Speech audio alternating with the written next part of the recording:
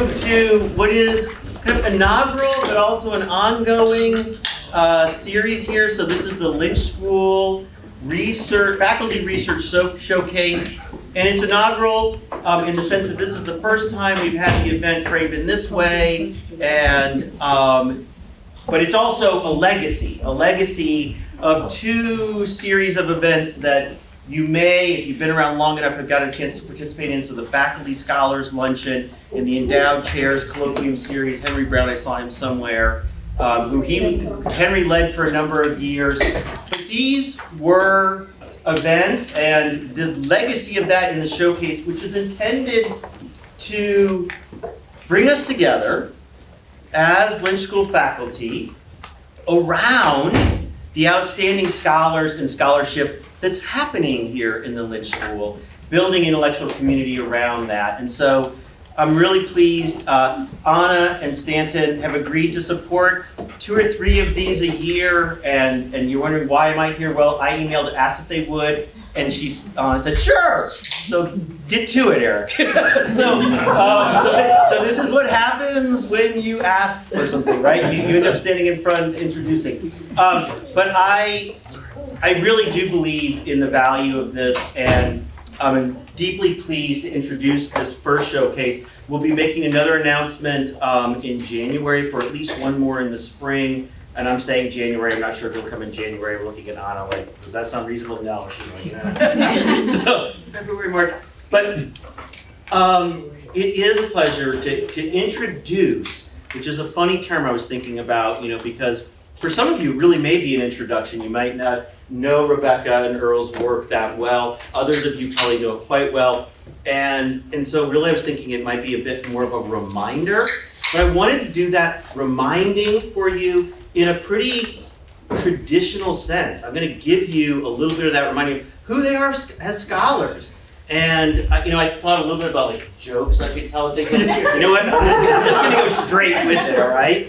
Because they are outstanding scholars, right? We are surrounded by them. And so I'm delighted to have those speakers later. Let me give it to you. So the focus today is on homelessness, housing, and community impact.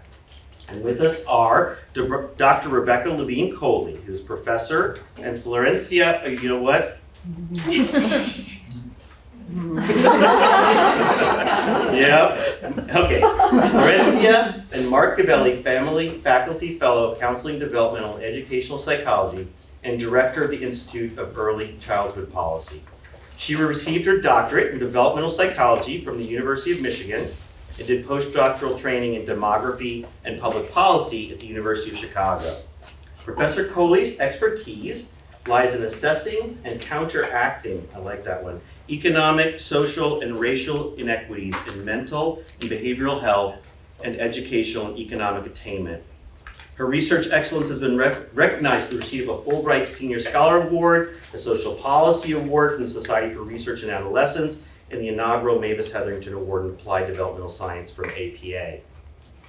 She was the founding editor of Child Evidence Brief, which is published by the Society for Research in Child Development, translating developmental science for federal and state policymakers.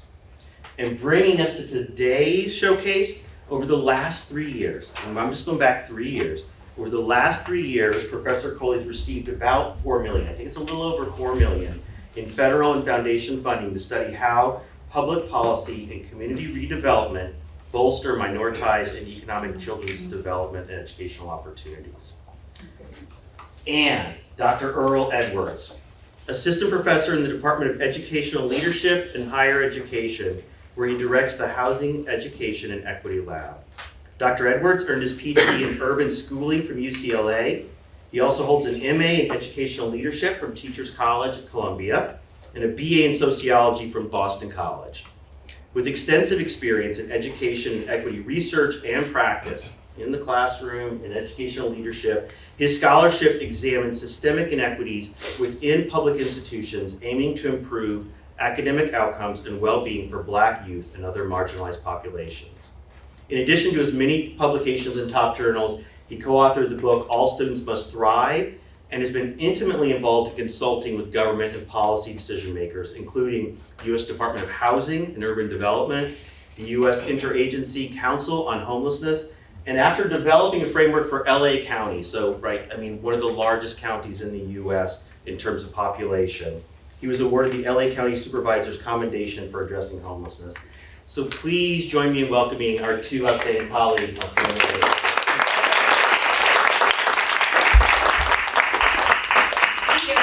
It is kind of funny to be introduced in your own community, but it's a pleasure to be here.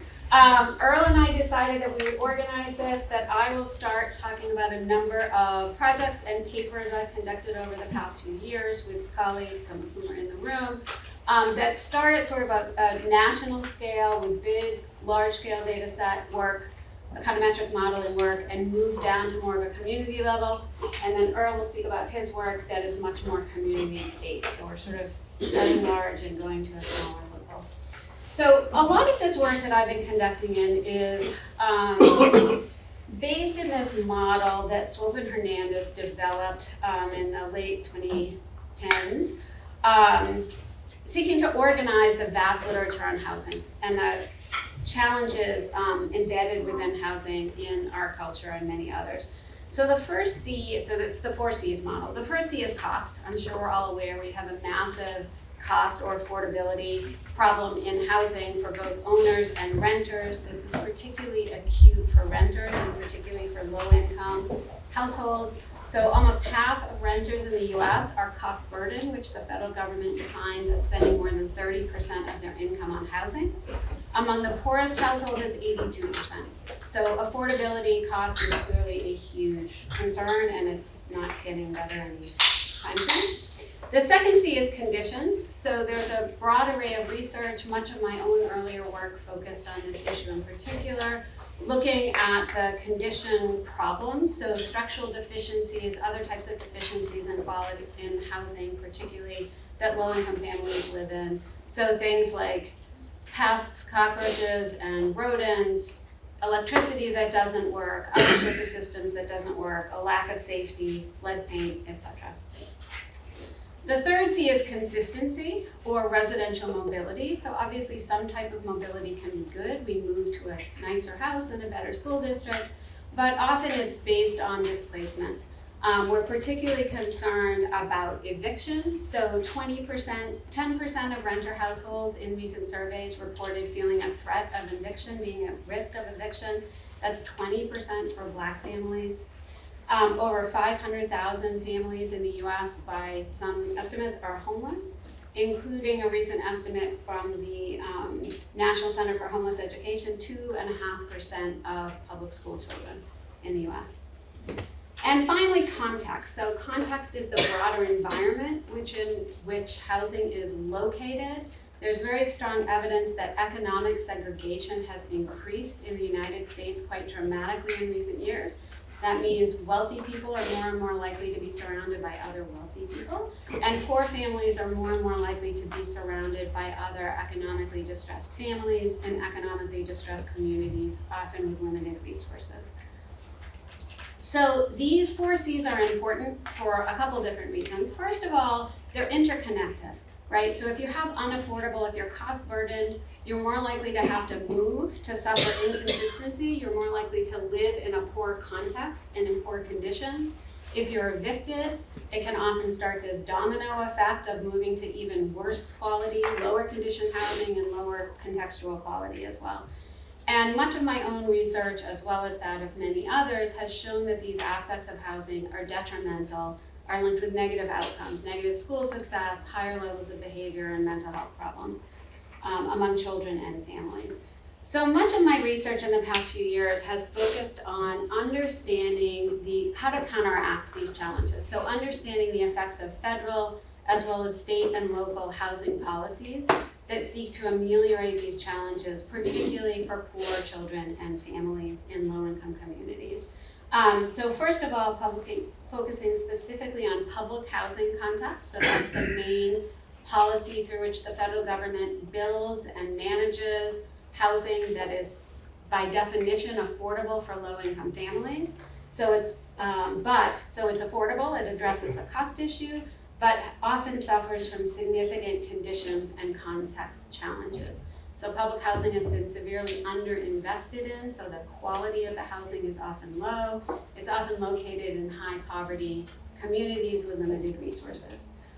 The second issue I've been addressing in recent years is policies that were developed specifically during the COVID pandemic and the huge economic disruption of that focused on cost and consistency to try to prohibit the country from going into a huge tailspin of evictions, of people losing their home because of the massive economic disruptions.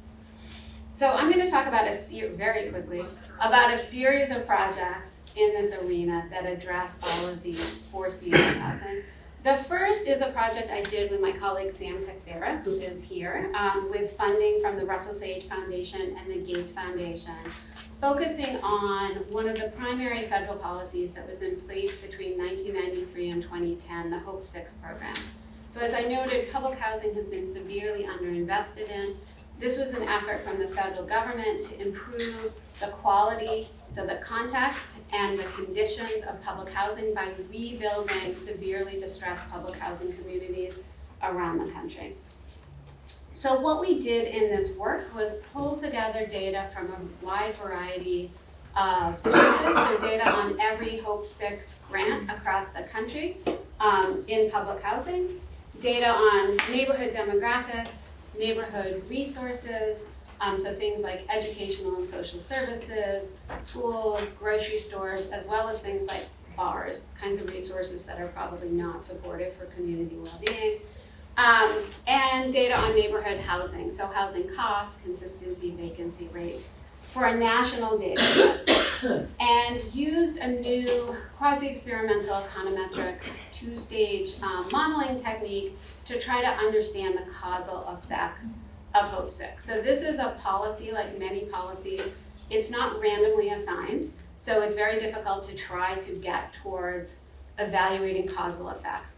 So this modeling technique first creates a matched sample of treatment and control sites, and the important thing about this is it can address treatments that have differential timing, so that started at different times in different places and that lasted for different lengths of time at different places, and then estimates average treatment on the treated effects. So what we found in this work is that the Hope 6 policy was successful in some domains. It was successful in deconcentrating poverty, importantly, without appearing to lead to gentrification. So we found lower poverty rates, higher median incomes, but we did not find an increase in higher income families or a displacement of people of color in the communities in which the public housing was redeveloped from this federal policy. We found evidence that the housing stock improved, so more new housing being built, also higher costs, and lower vacancy rates. We did not find that the goals of improving the broader community were met. So this policy did not lead to improved resources or services in the broader community. We also found that the results were more powerful in certain types of neighborhoods. So they were more powerful when the neighborhood started out as higher poverty or started out as having higher Black residents. And those are the communities that are generally most at risk. We also found that the effects were more powerful when the community transitioned, the public housing development transitioned into a mixed income community. So purposely rebuilt the community so that it combined public housing recipients, who are by definition low income, with market rate paying residents. A challenge with this work is that we followed communities over time. We could not follow individual people, and I'll pick this up in later work. So this is just an example of some of our results, finding that at the end of the redevelopment, on average, the poverty rate in the communities where the Hope 6 grants decreased by almost 3%. We followed these over 10 years out, and by 10 years out, the poverty decrease was still about 2.5% in comparison to matched control neighborhoods. So significant, relatively long-term effects of this policy. So that addresses the sort of cost and context. In recent work with Vin Fusaro, who's also at the School of Social Work, we have been doing work addressing policies targeting evictions and potential homelessness from evictions. So the first set of policies we evaluated was during the COVID-19 pandemic. The federal government and a number of states implemented eviction moratoria. So basically policies that disallowed landlords from starting an eviction procedure for at-risk rental households. The federal government did this through two separate policies, the CARES Act and the CDC policy, and then 44 states also implemented these types of eviction moratoria at different time points in 2020 and 2021. The policies varied in the kinds of households they targeted, the policy levers they used, which stage of the eviction process they targeted. So we were able to use this variation across location to ask questions about whether these were effective in lowering eviction risk, whether they acted synergistically, the federal and state policies, whether two of them together were better than just one, whether some of the details of the policies were more or less effective, and again, this sort of disparities issue of whether these policies help to lower disparities for particularly high-risk groups of renters.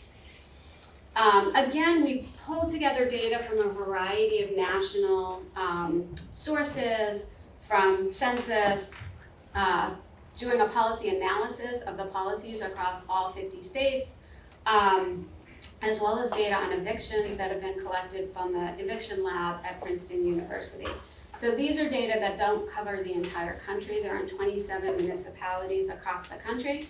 And we looked at data from 2019 to 2022, again using econometric modeling to try to get closer to a causal effect of these policies. What we found were significant benefits from these eviction moratoria. So having a state moratoria in place led to a 32% decline in the risk of eviction filings. So these are using court data to track eviction filings over time and place. So a 32% from state moratoria, from the Federal CARES Act, a 50% decline in eviction risk, and from the CDC Act, a 32% decline in eviction filings. We also found that sort of the quality of the policy mattered. So what we coded as stronger moratorium, which basically meant policies that targeted the earliest stages of the eviction process, and you sort of couldn't even get started. Some of them only targeted the later stages, so you could start but then never actually do the push out. So the stronger policies were more effective at decreasing eviction filings. We also found synergistic effects. So the state policies were more effective when they were combined with the federal policy. And we found some evidence that the strong state policies were effective in lowering some of these disparities between communities with high levels of Black residents, high levels of poverty, high levels of single parents, which are the communities with the highest eviction rate, and communities with lower levels of those risk factors. So generally speaking, effective. We followed this with work that we have gotten funded from the National Institutes of Health to look at another set of policies that were implemented during COVID, which are the ERA policies, the Emergency Rental Assistance Program. So the federal government allocated over almost $47 billion, billion with a B, in this policy during COVID, again, to try to lower the risk of eviction. So this is sort of a classic how the federal government does policy. They decide on a goal, lowering the risk of eviction. They pour a lot of money into it, and then they hand out the money to states and municipalities with a set of parameters, but allowing a lot of flexibility for states and municipalities and community organizations. So states were allowed to make their own system of who were the priority groups, how they were going to give out the money, whether it could go to individual renters or only to landlords, etc. So this grant has two goals. First of all, because there is so much flexibility, there are different policies across every single state. So the first goal is to make a comprehensive data set of all of the policies across all 50 states. We feel like we did that quite well for 49 states and the District of Columbia.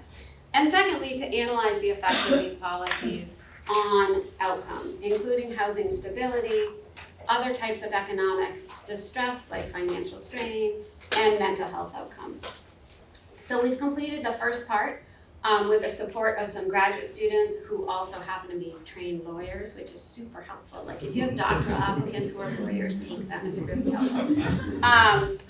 We've mapped the policies across, as I said, 49 states and DC. We've coded 50 different variables for these policies that vary across states. We're making these data publicly available for other scholars to use. And we're sort of in the middle of the second stage of the project, which is analyzing the effects of these policies. We have one descriptive paper out just looking at risk of eviction over time, and then we're, again, doing econometric modeling techniques to link those with these differential policy components across states. So that's in progress. The last project I want to talk about, which is actually the one that I've been spending the most amount of time on, Sam and I, for the past, 7 years or so, which we call the Home Project. This is a quasi-experimental, multi-methods, natural experiment in a single community. So a lot of the work I do is national in scope. This is really focusing down to a single community. The Mary Ellen McCormick public housing development in South Boston. It's where Whitey Bulger grew up.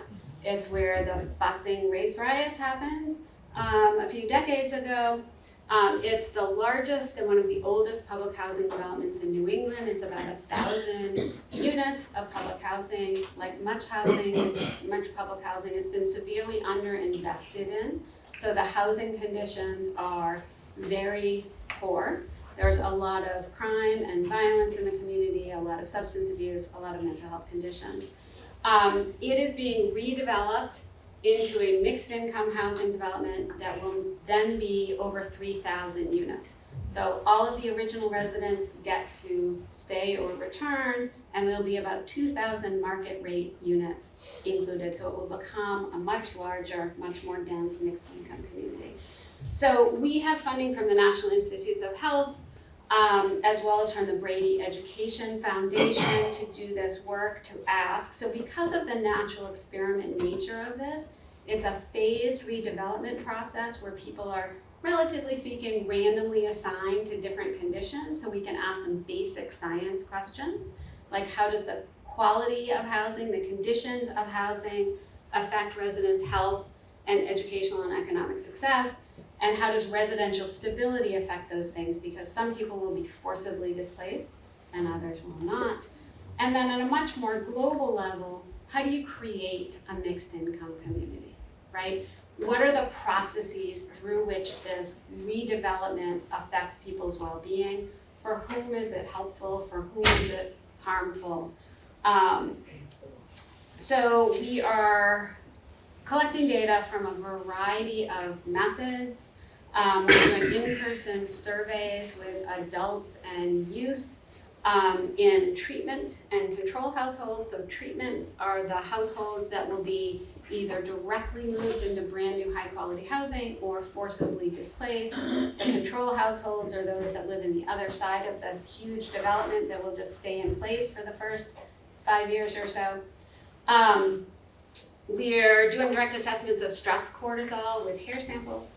We're doing direct assessments of air quality, so PM 2.5 and CO2. PM 2.5 is fine particulate matter that is severely harmful for health.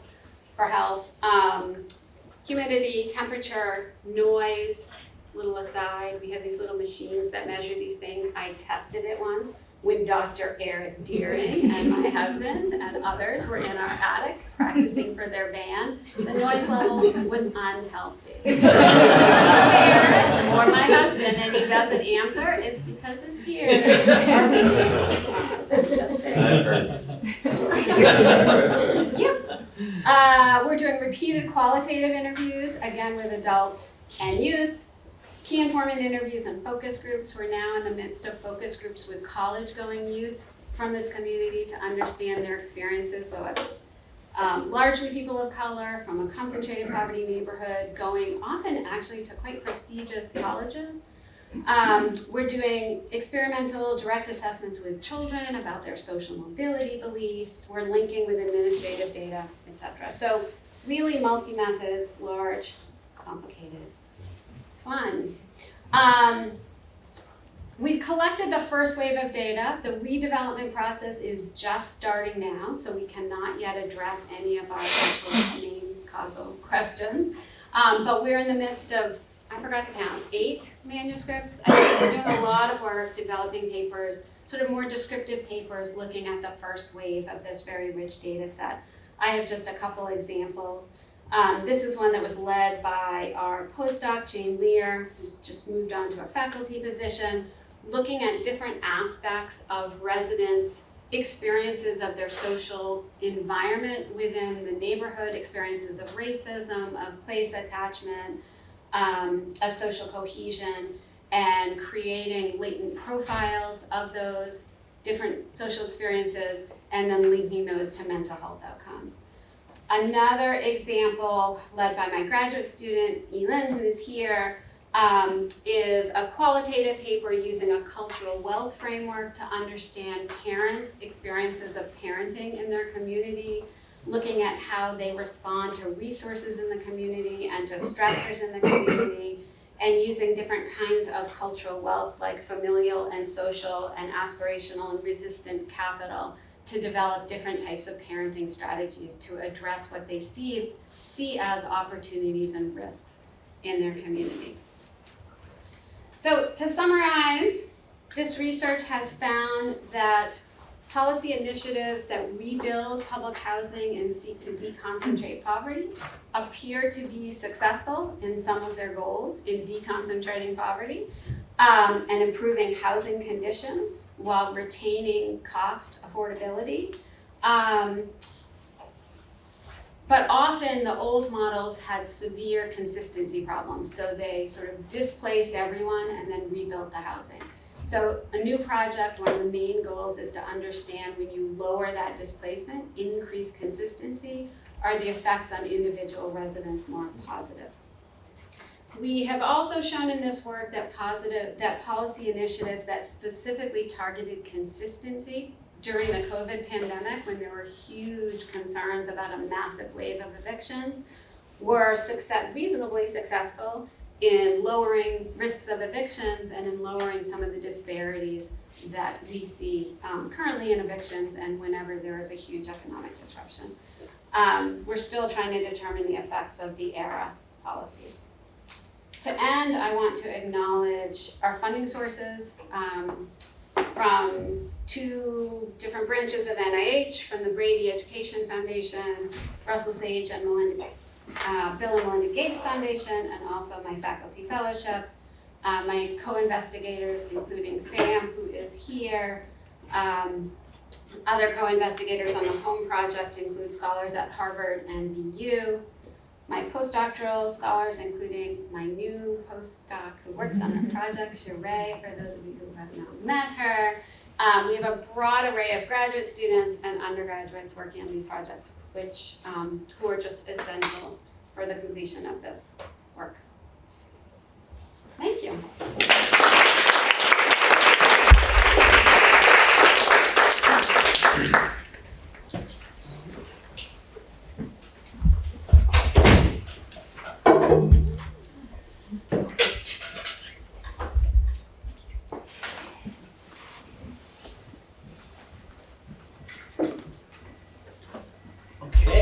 So before I start the presentation, I want to do an activity which requires you to stand up. Potentially not yet. Potentially stand up. Great. On Saturday, I had an opportunity to do a retreat with Questbridge. This is a program we have on campus that actually brings some students in. So these are some questions that I was able to ask them to see if it relates to them. Also relates to our retreat that we did as a faculty about some of the things we see with Boston College students. So first question, please stand up if you were the captain of your sports team when you were in high school. I know it's ranges for some people. Okay, all right. I knew Anna was.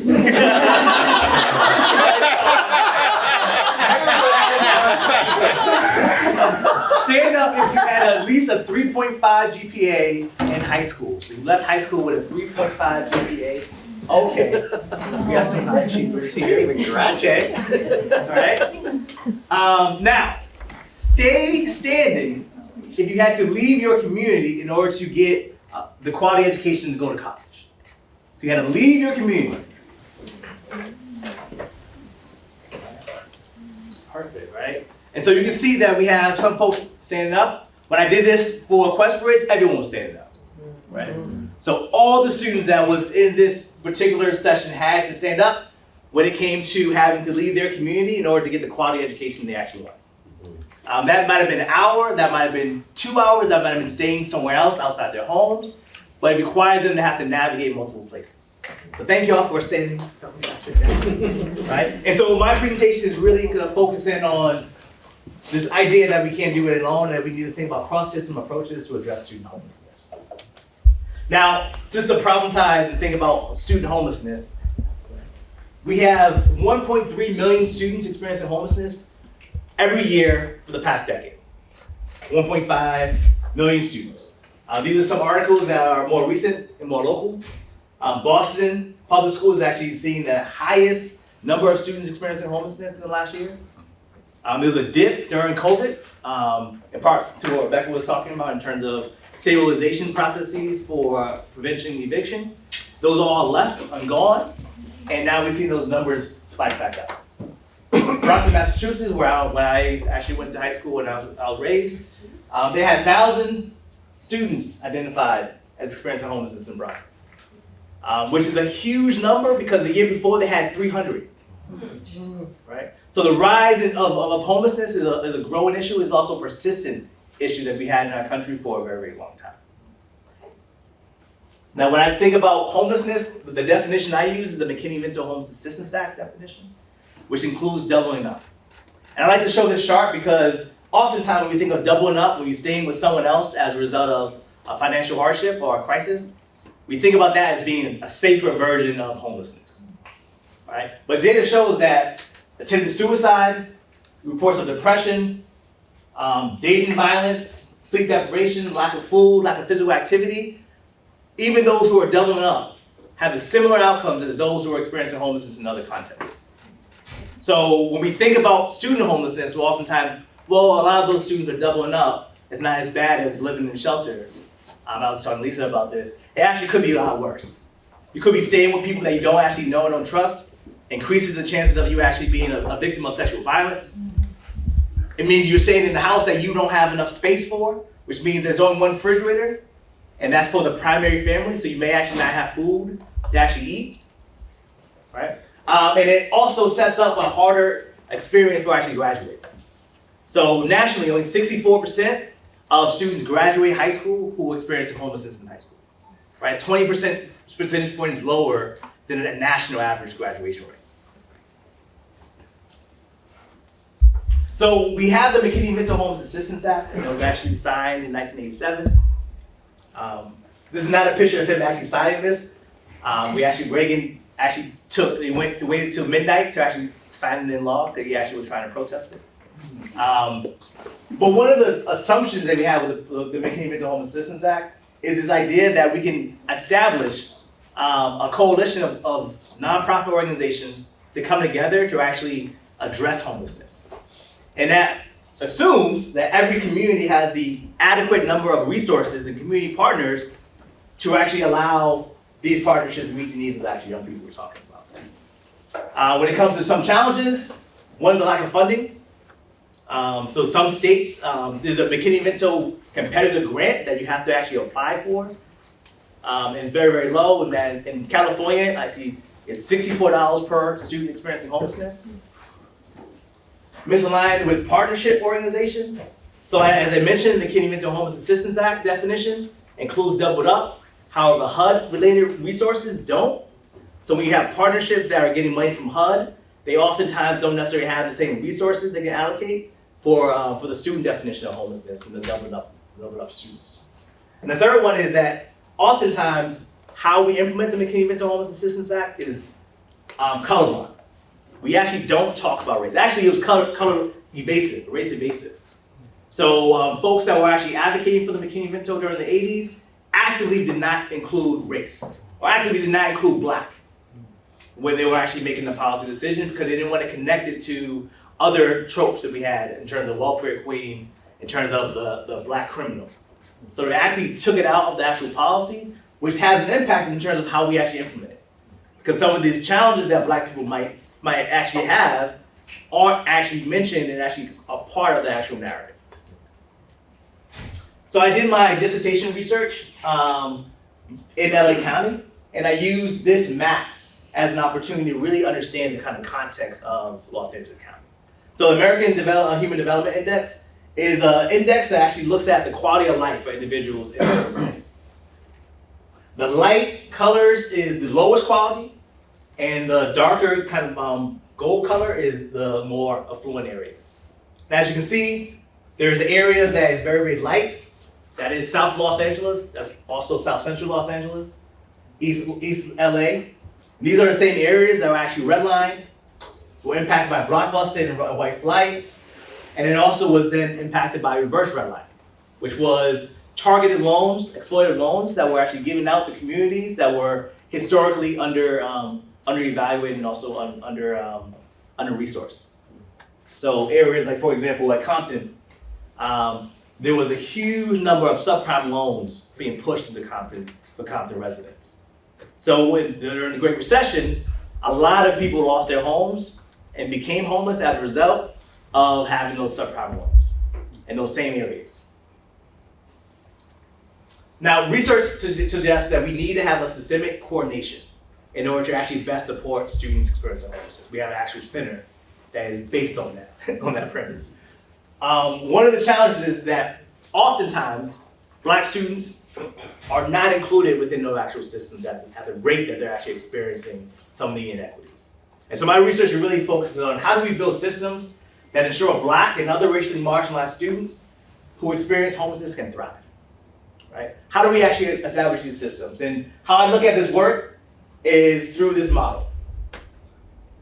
One, centering the voices of students experiencing homelessness.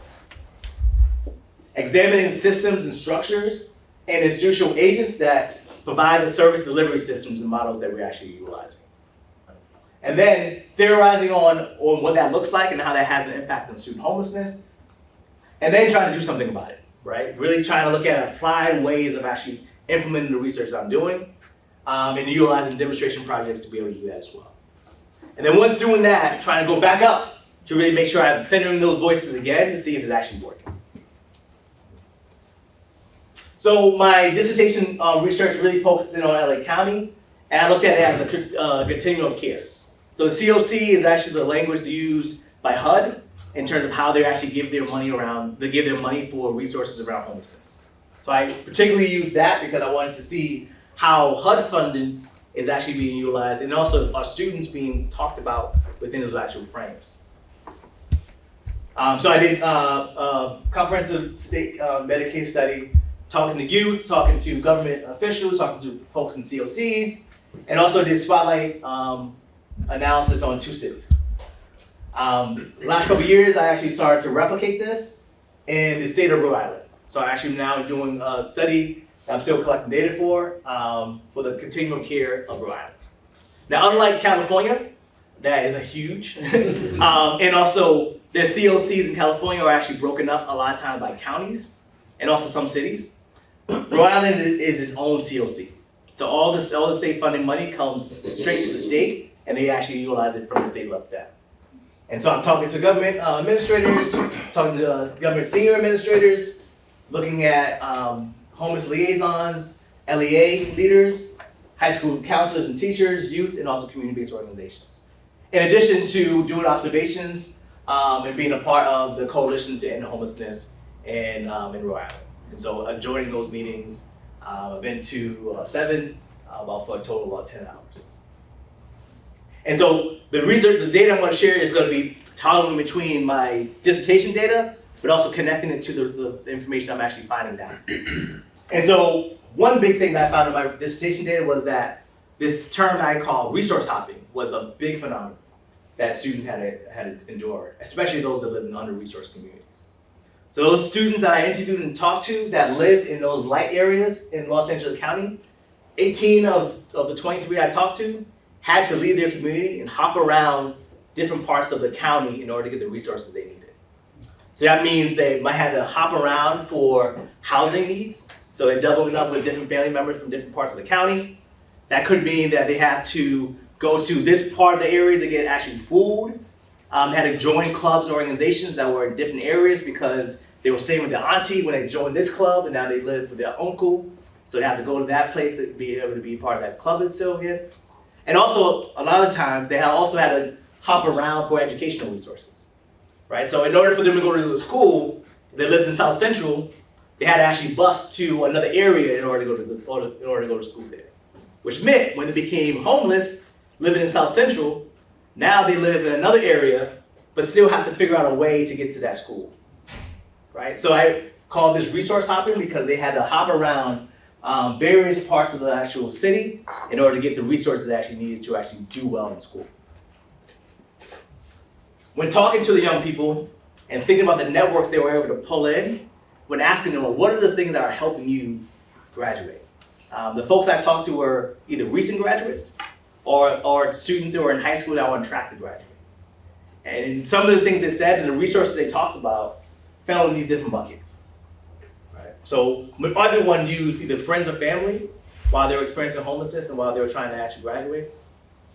But the two I wanted to focus in on was the educational network, right? High school, graduating high school is a school-based outcome. But I was shocked by how few, right, 43% actually said their school was one of the things that helped them graduate.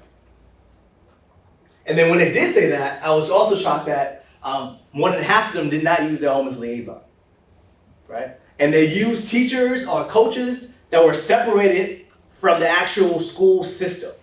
So they told a teacher, but the teacher didn't know about the McKinney-Minto, they didn't talk about it. It wasn't connected and plugged in. They did a sports team, but the coach wasn't plugged into actual school. So it wasn't a school resource, it was actually the individual that they actually had met at school, rather than being actually connected to the actual school. And so when talking to them and asking them why they didn't disclose their information, one of the things that came up a lot was these punitive institutions, right? Even though I did not have any questions around the criminal justice system or the child protective services system, when I talked to my Black youth, 9 out of the 15 youth I talked to mentioned these systems. And oftentimes these were the systems that were barriers for them even to think about disclosing the information when they're actually at school. So when thinking about examining systems, one thing I wanted to look at is how are students experiencing homelessness being part of our initiatives of actually addressing homelessness more broadly. And one thing I found was that students experiencing homelessness were not included in the actual creation of the policy issue of homelessness in LA County and also in Rhode Island. Right? So in 2015, when homelessness became seen as being a crisis at crisis levels in Los Angeles County, and they were actually putting money in and actually trying to start a measure to address homelessness, they talked to 174 different interest holders over a course of 6 sessions.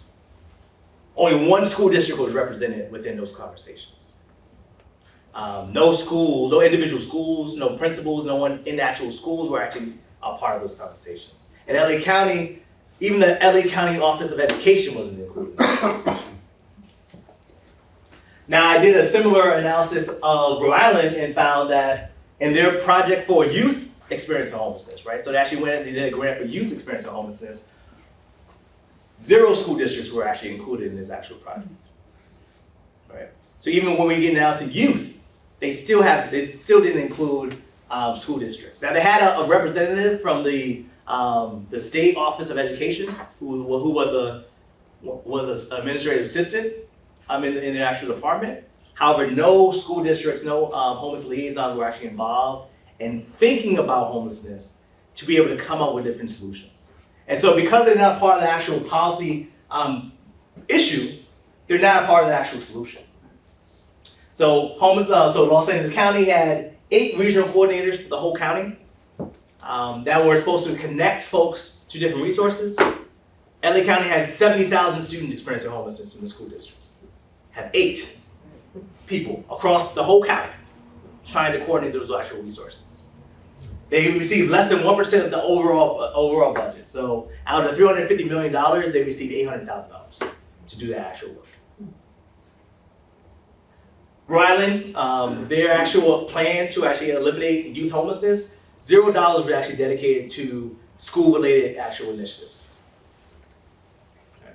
Because they weren't a part of the actual problem, the actual initial creation of the actual policy issue.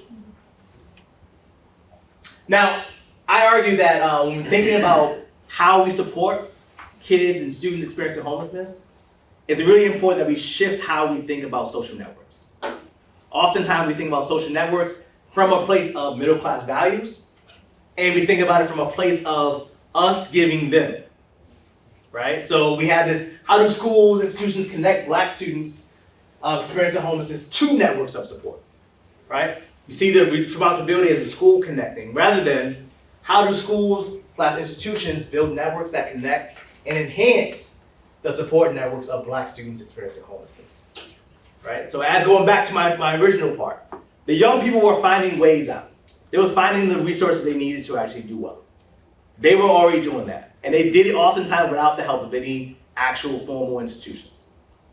Instead of us saying that we have the solutions, we need to figure out what networks are they tapping into already, and how do we enhance those networks to make sure that they're able to do what they need to do.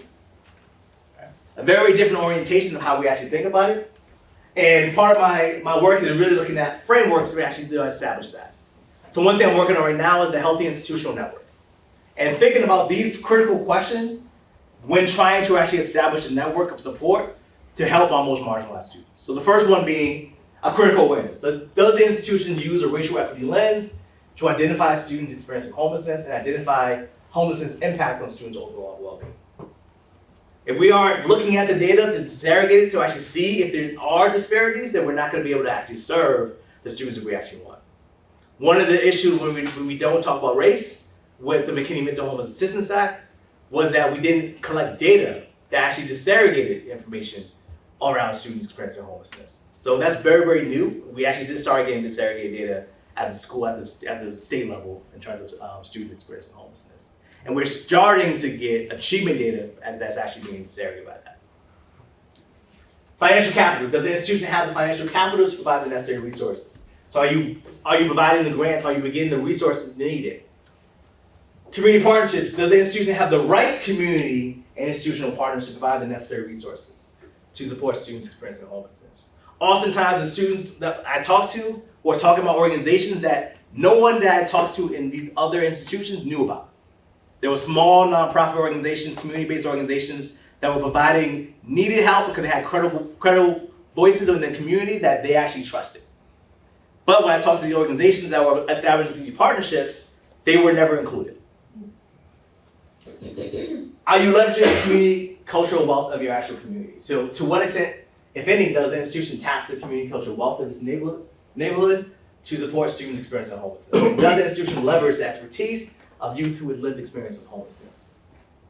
You only can find those partnerships if you actually are in the community the community knows you, and also you utilize the people that are most directly impacted by it. Organizational cohesion. Does the institution's senior administrators and frontline staff know their roles in supporting students experiencing homelessness? I talk to homeless liaisons, they tell me a great policy and a framework. I talk to a teacher and they have no idea what I'm talking about, right? If you don't have that cohesion, then you're actually not working with each other. Oftentimes, as I mentioned, teachers would talk to students and know they're experiencing homelessness, but not know the definition of homelessness for schools. And so they could not make that connection of resources they could tap into as a result of the lack of actual organizational cohesion. The last one, are you avoiding utilizing punitive public institutions? One thing that came out in Rhode Island was that there was $0 in the actual plan. And when I talked about actual students experiencing homelessness, particularly those who are 16 and 17, what I was told was that, well, we have to bring them to Child Protective Services. That's the only place we have money and resources that can help that population. So the over-reliance on punitive public institutions prevents these students that actually need help from actually getting the help and services they need. So how do I actualize this? One, I started a lab, the Housing Education and Equity Lab. Within this group, I have 40% of us have lived experience of homelessness and are doing work within the community to really kind of understand and also do the research, practical research, to make an impact within the various communities. I'm also on an advisory committee now, and trying to push to make student homelessness part of the policy issue. So this is the actual annual homeless assessment report that is sent to the Congress every year.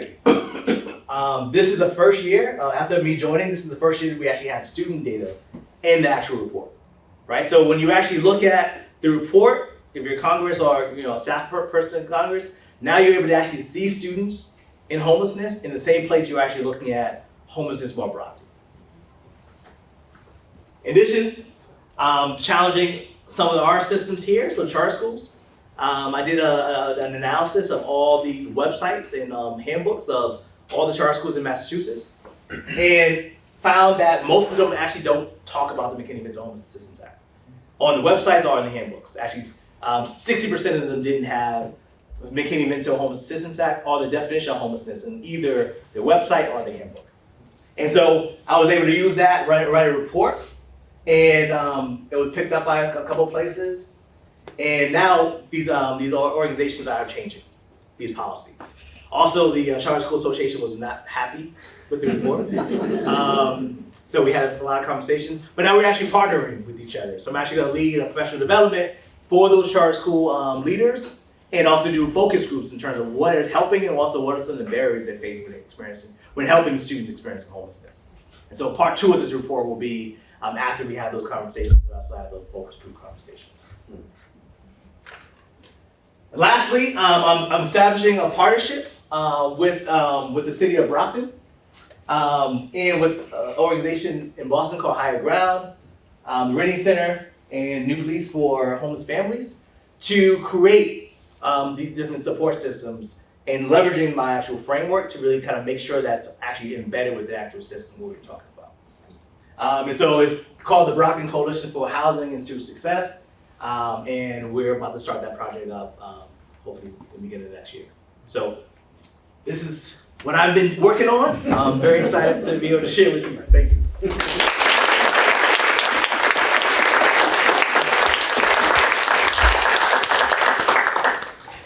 I think we've got a few minutes, 2 minutes for questions. At least, who's super eager? All right, Henry, and then I'm Richard Rothstein, as you know, wrote a book a while back called The Color of Law on Housing Segregation and so on. Yep. And I think recently it published, perhaps with his daughter, follow-up and sort of an action agenda. Have you had a chance to look at that, and how does that relate to the work that either of you have done arduous on housing? I haven't seen the new work yet. The Color of Law, I think, is a essential reading in this view of the history of segregation, redlining, etc., how policies and legal precedents have exacerbated primarily racial disparities and economic disparities. I have not seen his newer work. Thank you.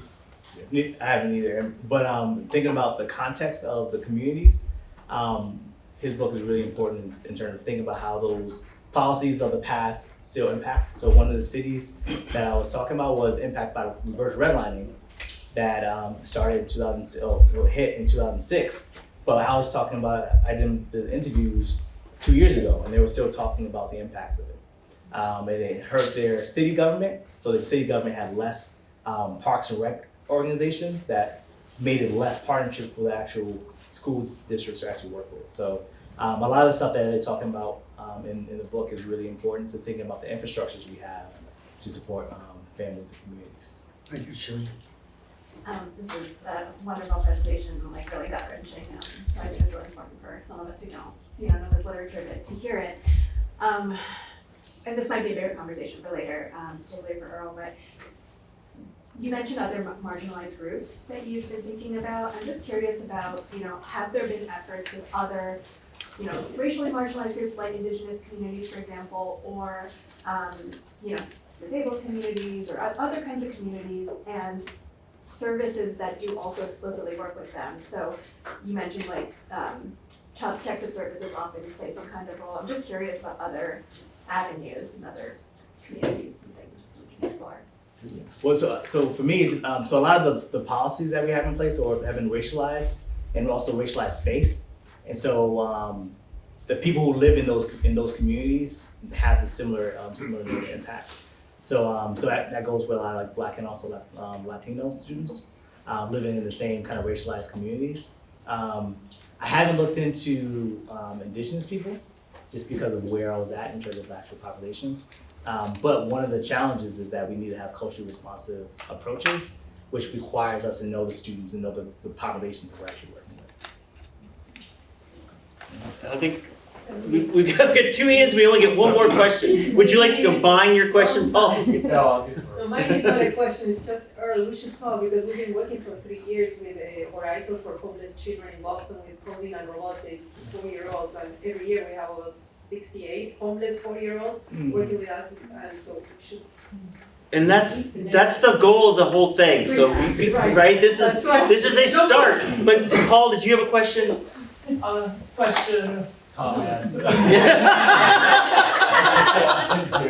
I would just, to build off the earlier comment, I would just urge inclusion of queer young people in this because they are so overrepresented in the homelessness population that it just can't be missed. And I would say, Earl, that would be great as an intersectional lens to the work you're doing.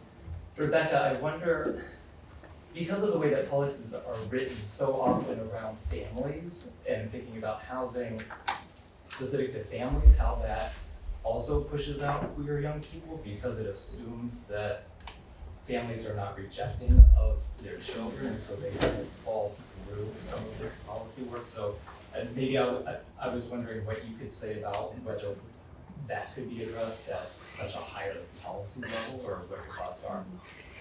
That's a great question. I mean, I think in the a lot of the national and census data sets and stuff, it's really, really hard to pull that out. I mean, it's very hard to pull that out. You can identify households with sort of, 2 male adults or 2 female adults, etc. But I think very few of these national data sets have data on that issue.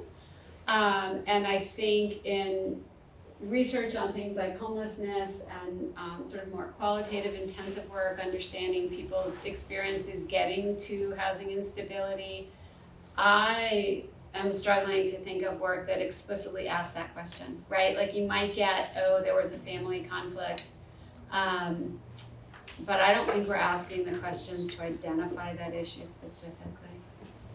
And so the work you're doing is not, I wonder, even with interviewing with children or like some of the other measures you're including, if that could be something to look at. Yeah, no, that's a good point. I mean, I think for the public housing system, I do not believe that there are any policies that explicitly are either inclusive or exclusive of queer people in any form. I think it's more at an individual family level that there could be issues. And it just connecting to queer youth. So I had about 20% of my population identify as queer as well. And I think one of the biggest differences in terms of their experience was how they became homeless. And so a lot of the students that had that disclosed that they were queer, they were homeless as a result of having to leave their house, either being pushed out or kicked out. And so that also changes the nature of kind of their actual journey and also how they navigate. Another big thing that came up was GSA spaces not being safe for Black queer folks. And so folks feel like they had no actual space because they'll go there and they will be kind of criminalized in those spaces. And so having to kind of juggle between the idea of those salient identities was something that came up as well. Just that number, 20%. Yeah. And according to the flyer, we have until 12:45. So, Yeah. so Marina, if you wanted to say more, yeah. No, but we have plenty of time for more questions. So yeah, More questions and comments? No, actually, this is interesting because they are linked to Boston Public Schools. And so there is some kind of agreement, and I think it would be interesting to see what happens when they start in early childhood and then all the way. And really want to connect Kate Barnard. She's the director, or she might be good, someone for your board. She's the president, she's amazing, she's really well connected, and she's been doing amazing work for years with homeless children, and she has a vision to, for example, in this case, she called me one day and said, we want to bring robotics and computers. And she has a vision, so she might be someone interesting if you want to have something for your board or something. BPS has an office that's specifically Yeah. deals with secure, yeah. And also there's a project in the School of Social Work that's been connected with Boston Public Schools and looking at kind of their housing supports as well. Well, what was the 50th state that you go to? You know, I can't remember. That data collection, we reviewed documents, but then a lot of it was like phone calls and emails and even like putting in legal, what's the term? Requests for information.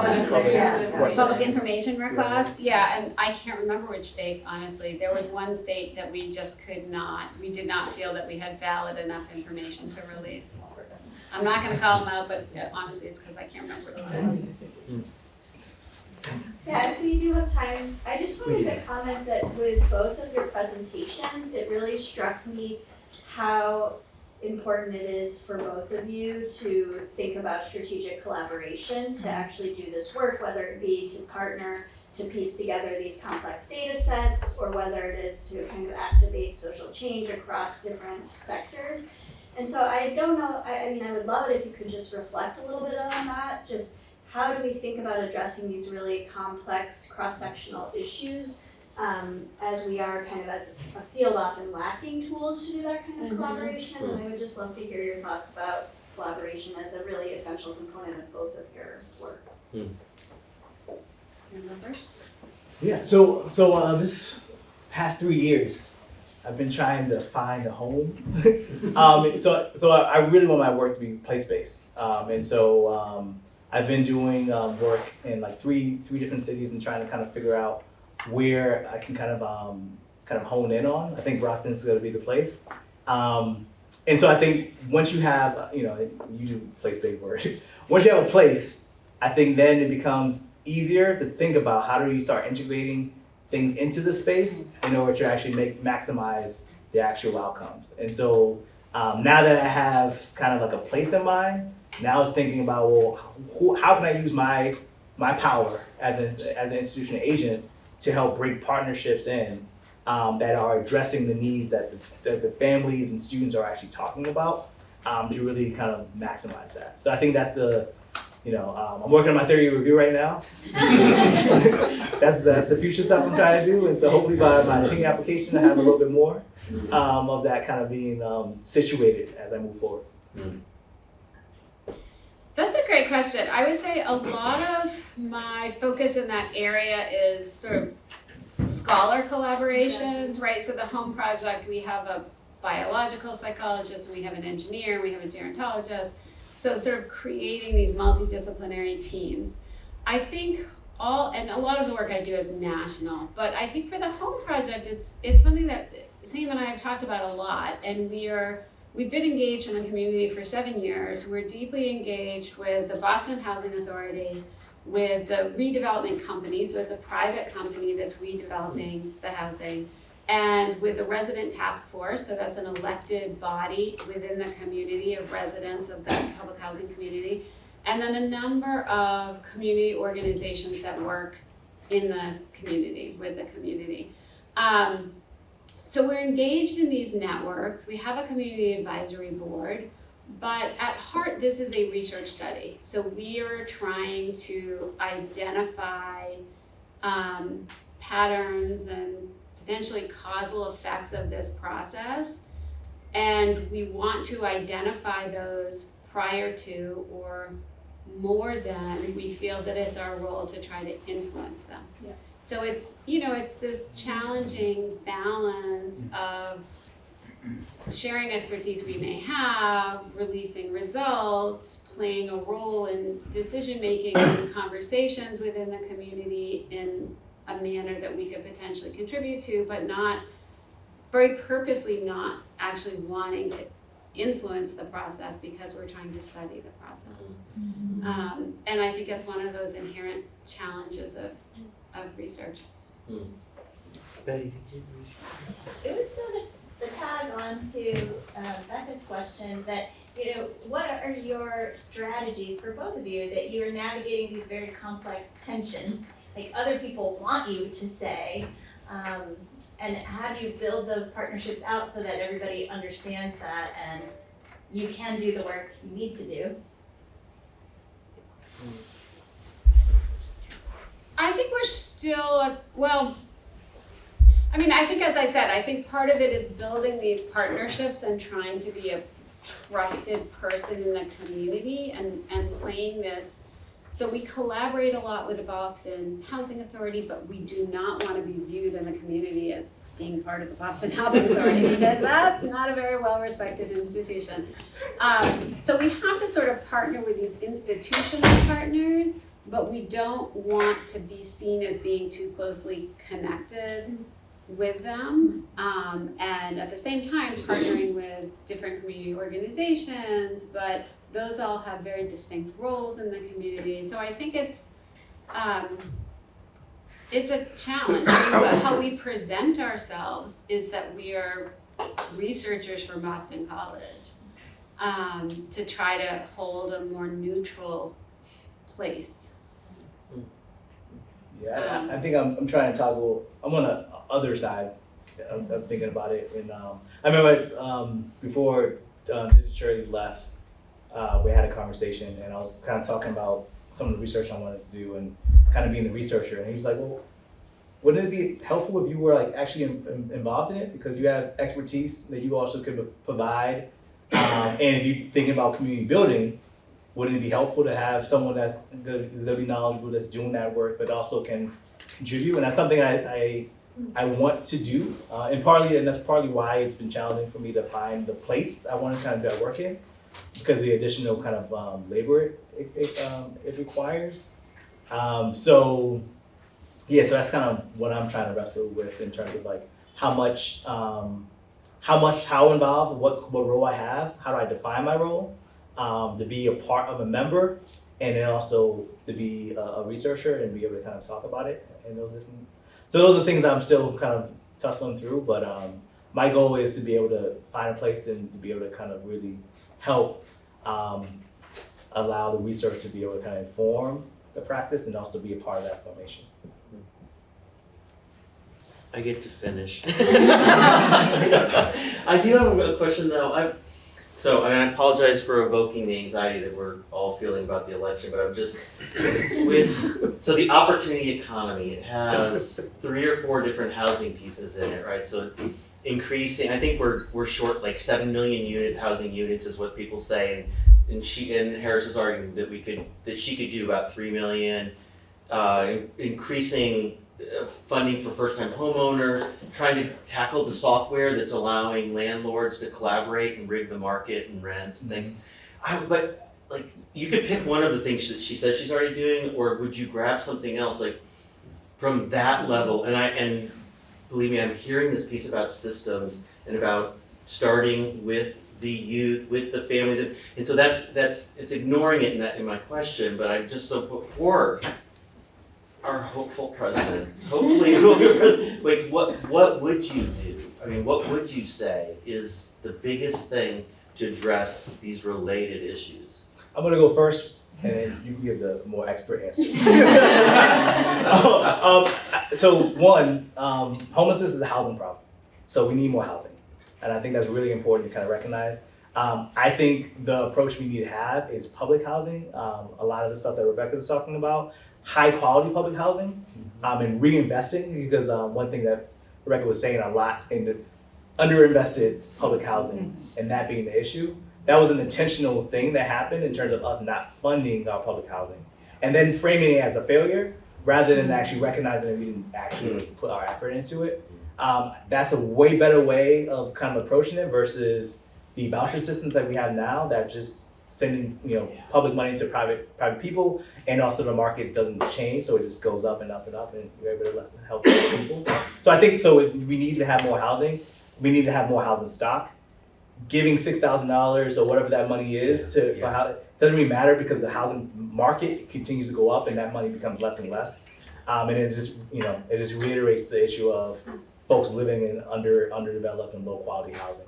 And so my biggest thing is that we need to have public housing that is actually community centered, that is making systems and helping support those actual systems. I agree 100%, although I would add that we also need vastly greater amounts of private housing because they're all completely interconnected. I mean, I think Massachusetts, the Moore Healey rule of, requiring all of these, well, it's not quite a requirement, but requiring all these communities on public transportation lines to build to build really substantial amounts of new housing. I think we just have to get both the funding and the approval systems, but it's also, I was under the impression that a lot of the limited housing was about regulations and neighborhood control. But what I've learned more recently is that actually it had a lot to do with just the manufacturing system. And during the 2008 tanking of the housing system, the manufacturing process, like all of the materials that go into building, crashed and never recovered.